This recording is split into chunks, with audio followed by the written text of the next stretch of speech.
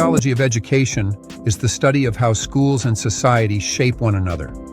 It looks at how class, race, gender, culture, and everyday interactions influence both learning and opportunity.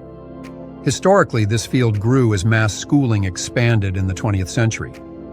Researchers wanted to know, does education bring people together, reproduce inequality, or shape identity in daily life?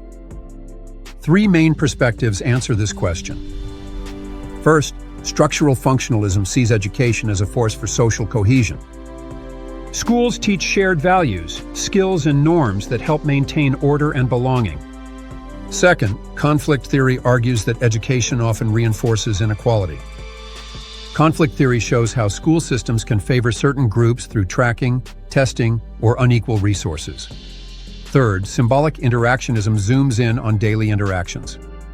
Teacher expectations, peer influence, and classroom labels can shape student identity and success. Together, these perspectives reveal education as both a stabilizing institution and a site of inequality and change. For educators, these insights are practical. Functionalism reminds teachers to build community. Conflict theory pushes them to recognize barriers to equity. Interactionism highlights the power of daily feedback and expectations. Today, new challenges like digital learning gaps, standardized testing pressures, and globalization make these perspectives more relevant than ever.